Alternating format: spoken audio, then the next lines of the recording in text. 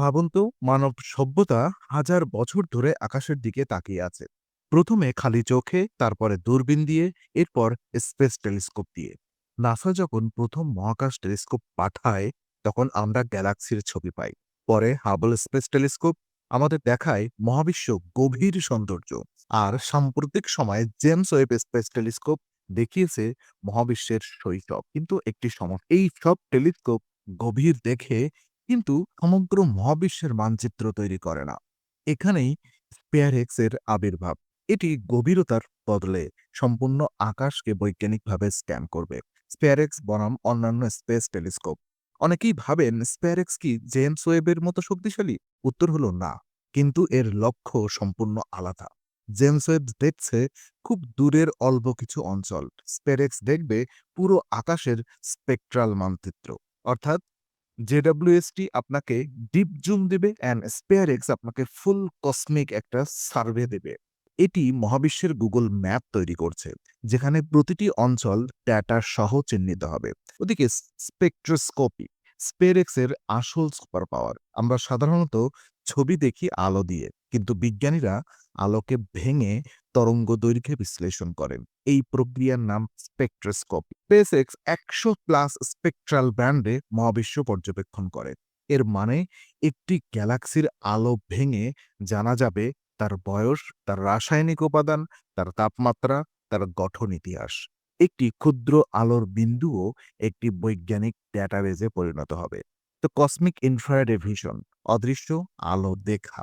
মানুষের চোখ শুধু দৃশ্যমান আলো দেখে, কিন্তু মহাবিশ্বের অনেক তথ্য ইনফ্রারেডে আলোতে লুকানো। স্পেয়ারএক্স কাজ করে ইনফ্রারেডে তরঙ্গদৈর্ঘ্যে। এর ফলে ধূলিকণার আড়ালে থাকা নক্ষত্র দেখা যাবে। আন্তঃনাক্ষত্রিক বরফের মানচিত্র তৈরি হবে। গ্রহ তৈরির উপাদান শনাক্ত হবে। এই কসমিক ডাস্ট ক্লাউডের ভেতরেও তথ্য সংগ্রহ করতে পারে, যেখানে সাধারণত টেলিস্কোপ অন্ধ, স্পেয়ারএক্স সেখানে সচল। তো 3D কসমিক ম্যাপিং, ত্রিমাত্রিক মহাবিশ্ব নির্মাণ। মহাবিশ্বের মানচিত্র 2D হলে তা অসম্পূর্ণ। স্পেয়ারএক্স রেডশিফট ব্যবহার করে দূরত্ব নির্ণয় করে। রেডশিফট মানে রেডশিফট মানে যত দূরে কোনো গ্যালাক্সি, তার আলো তত লাল দিকে সরে যায়। এই তথ্য ব্যবহার করে বিজ্ঞানীরা তৈরি করেন 3D কসমিক স্ট্রাকচার ম্যাপ। এই মানচিত্রে দেখা যাবে Galaxy cluster, super cluster, cosmic void, large scale structure. অর্থাৎ মহাবিশ্বের জাল বা কসমিক ওয়েব প্রথমবার এত স্পষ্টভাবে দৃশ্যমান হবে। দেখিনি কসমিক ইনফ্লেশন রহস্য ও স্পেয়ারএক্স। বিগ ব্যাং এর পর মহাবিশ্ব মুহূর্তের মধ্যে দ্রুত প্রসারিত হয়েছিল। এই ঘটনাকে বলা হয় কসমিক ইনফ্লেশন। অর্থাৎ স্পেয়ারএক্স বিশাল স্কেলে গ্যালাক্সির বন্টন বিশ্লেষণ করে। এতে জানা যেতে পারে মহাবিশ্বের প্রথম কম্পন, কোয়ান্টাম ফ্লাকচুয়েশন, মহাজাগতিক কাঠামোর উৎস। এটি সরাসরি বিগ ব্যাং তত্ত্বের সূক্ষ্ম অংশ যাচাই করবে। জীবনের উপাদান অনুসন্ধান। একটি অবিশ্বাস্য দিক হল স্পেয়ারএক্স শুধু গ্যালাক্সি নয়, জীবনের উপাদানও খুঁজবে। বিজ্ঞানীরা বিশেষভাবে খুঁজছেন পানি, অর্থাৎ H2 আইস, মেথানল, কার্বন কম্পাউন্ডস এবং অর্গানিক মলিকুলস। এই উপাদানগুলো তারকা ও গ্রহ তৈরির অঞ্চলে থাকে। অর্থাৎ জীবনের রাসায়নিক সূচনা কোথায় শুরু হয়েছে তার ক্লু পাওয়া যেতে পারে। পৃথিবী ও মানব সভ্যতার জন্য এর প্রভাব কি তাহলে? স্পেয়ারএক্স সরাসরি পৃথিবীতে কিছু পরিবর্তন আনবে না, কিন্তু জ্ঞানের ক্ষেত্রে এটি বিপ্লব ঘটাবে। কারণ মানব সভ্যতা সবসময় নিজের উৎস জানতে চেয়েছে। আমরা কোথা থেকে এলাম, আমাদের গ্যালাক্সি কিভাবে তৈরি হলো, মিল্কি ওয়ের অবস্থান, মহাবিশ্বের বৃহৎ কাঠামোর মধ্যে আরো স্পষ্টভাবে বোঝা যাবে পৃথিবী তখন আর একটি বিচ্ছিন্ন গ্রহ থাকবে না, বরং একটি কসমিক নেটওয়ার্কের অংশ হয়ে যাবে। তো data revolution, big data astronomy. SPHEREx প্রতি 6 মাসে সম্পূর্ণ আকাশ স্ক্যান করবে। ফলাফল কি হবে? অভূতপূর্ব ডাটার পাহাড়। এই ডাটা ব্যবহার করবে অ্যাস্ট্রোফিজিক্স, কসমোলজিস্ট, এআই রিসার্চার এবং স্পেস এজেন্টস। এটি হবে অ্যাস্ট্রোনমির বিগ ডাটা এরা।